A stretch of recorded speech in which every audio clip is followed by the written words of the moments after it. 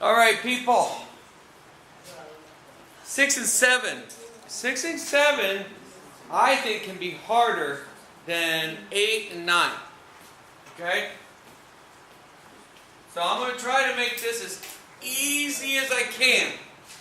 Okay? On the test, you're going to be given two functions that you have f of x2. Right?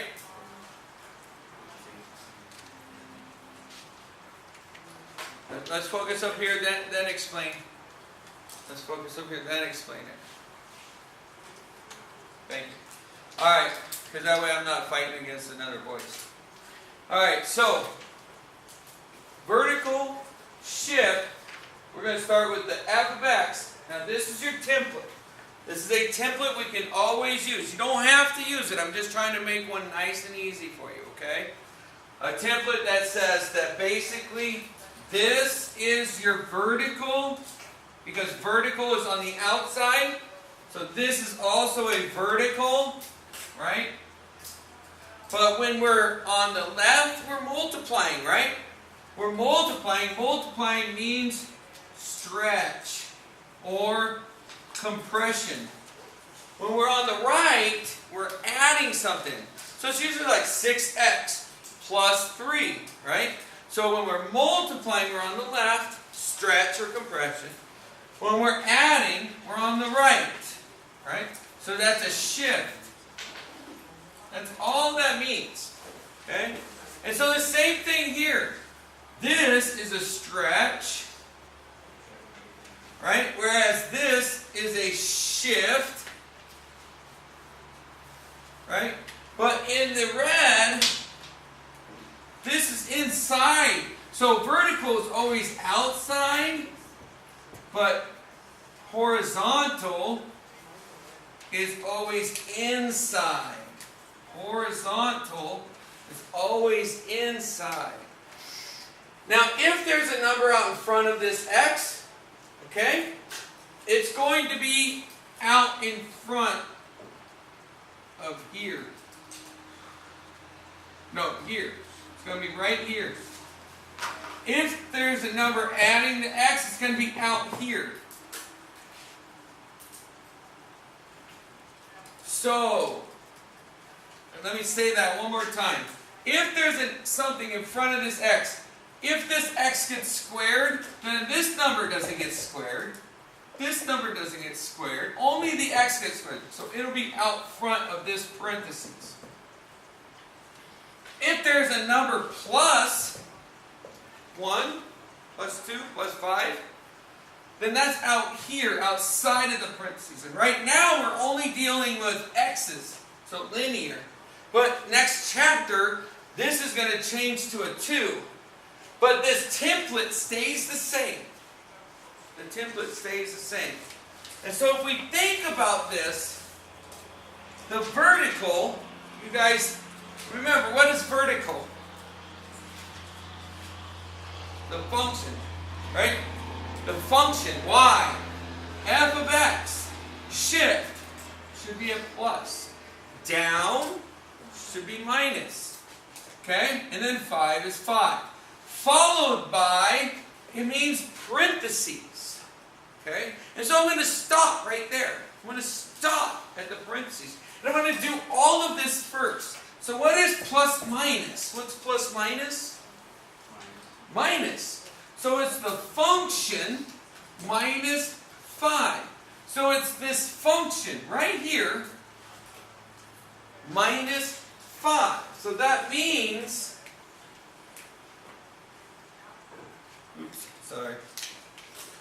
is that because it's a vertical shift, it's outside of this parentheses. Okay? So it's going to be this function, which in this case is x minus 5. And then you're going to have those parentheses, right? That means that these parentheses go right here. Now what that does is it lets you have another spot for the vertical shift. Now you have a new vertical shift spot. Because once you do this, you still have to have a spot outside outside of the box, right? Outside of the function. That's g of x. This is g of x. This is h of x. Okay? So this is g of x. So f of x to g of x to h of x. Okay? So we're constantly changing this thing. Now, it's pretty simple. I take this thing minus 5. It doesn't look hard.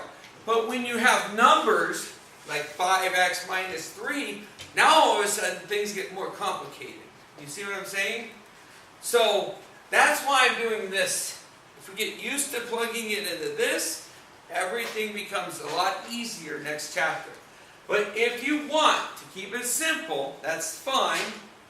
You take this function and you subtract 5 from it. And that's it. That's all you do. Then it's followed by the vertical, which again is f of x stretched is times by 4. So when we times something, we put it in front. 4 times f of x. Well, what is f of x?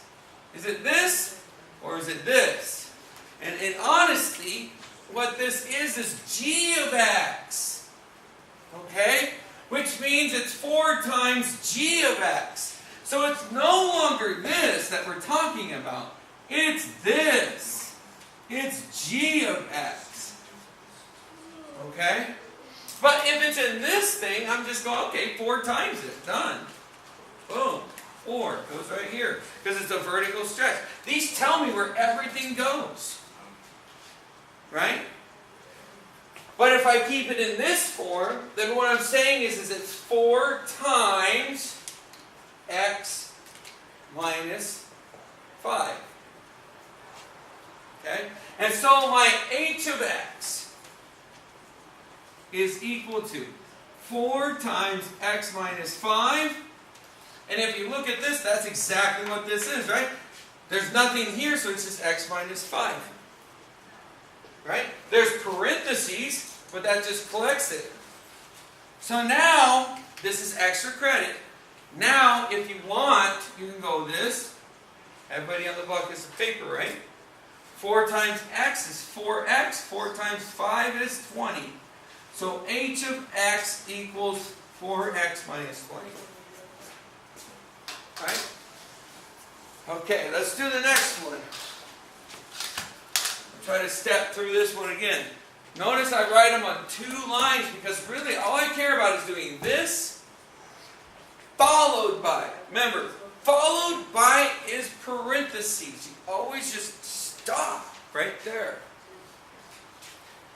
So horizontal. What does horizontal mean? X opposite. Right? What's shift? Plus. Right? 2? So it's basically x opposite plus 2, right? What's opposite of plus 2? Okay? So it's x minus 2. So now, no matter what's in here, I'm still doing x minus 2. That's my g of x. Okay? That's my g of x. It has the parentheses. Okay? Now, again, I can still do this. It doesn't hurt. H of x equals. Okay? And it doesn't hurt to have a space, parentheses, space, x, space, parentheses, space. And I used to do that all the time in the past. And this year I started doing the color coding, right? Where we were going vertical, horizontal, horizontal, and vertical. Okay? So we knew which was going. And if we do it like that and it says horizontal shift is purple, horizontal shift goes right here, minus 2. See what I mean? It's a template. You're just following the colors. Okay? And then the red, right, is vertical, which means g of x, not f of x anymore, it's the second one, the g of x, right? Plus minus 5. What's plus minus mean? Minus. Okay? So that's g of x minus 5. That means all of this. That's all it means. It's all of this minus 5. That's it. That's all it means. Okay? And so, in this thing, it would say, well, that's a vertical shift, right? So minus 5. There, done. As long as I have the parentheses here, which I do, so I don't even need those extra ones, right? Now, that's your h of x.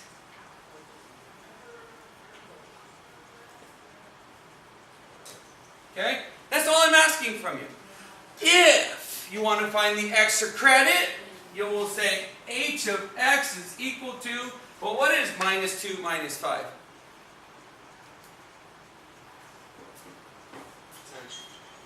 Minus 2 minus 5. Minus 7. That's it.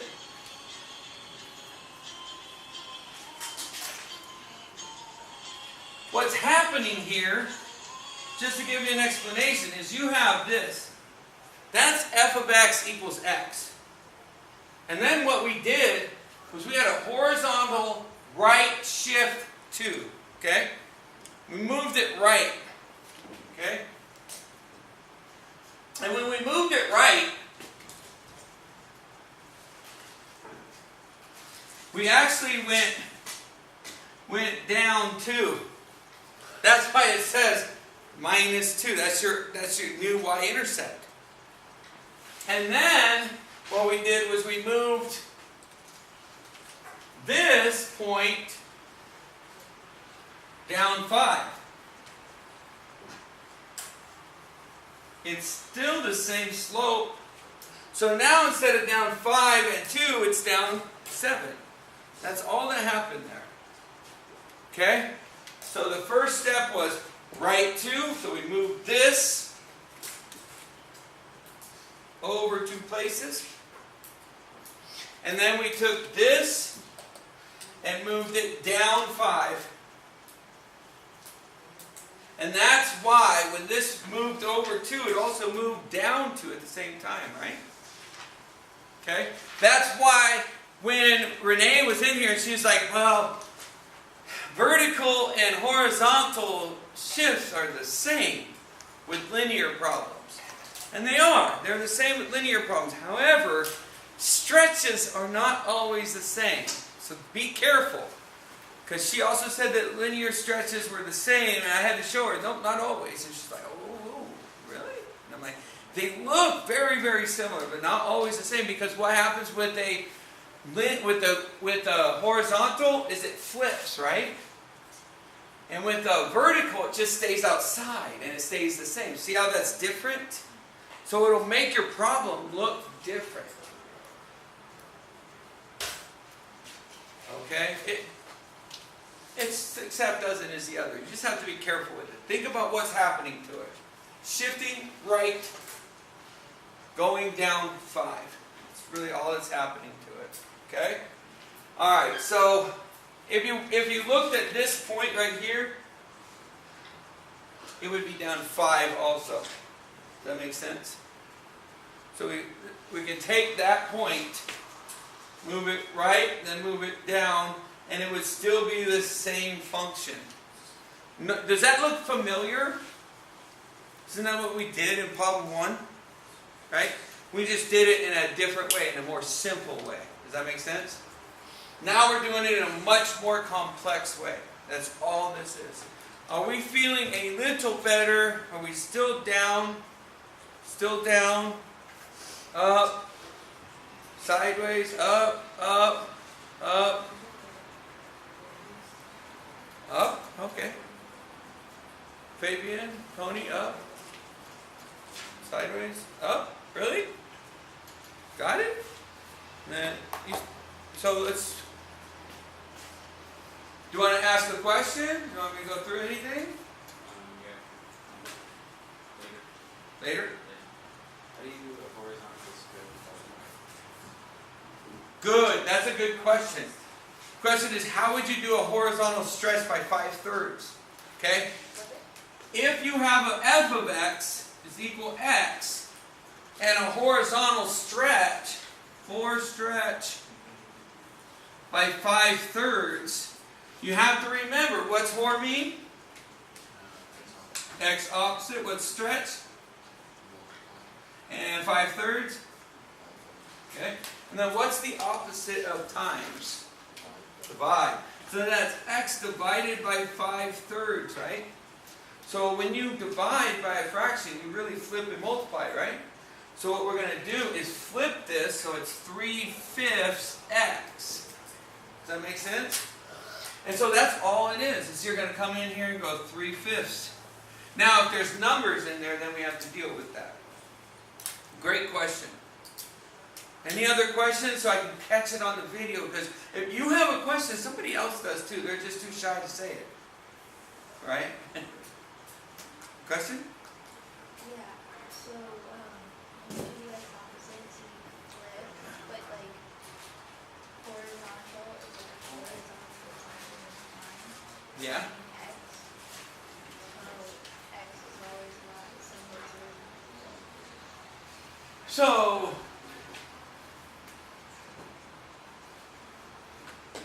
oh, they do. Oh. They always lie. What in the case where it's telling the truth? I know there was one where it's always telling the truth. The horizontal? Yeah. The horizontal? It told the truth in one case. It should always lie. It should always lie. But it's the same as telling the truth as a vertical. Think about this. This would look the same as a vertical 3/5 stretch. Or compression, I'm sorry. Compression. See how they're the same?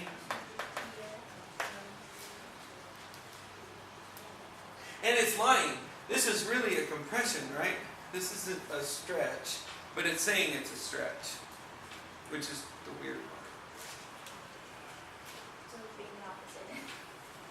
Yeah.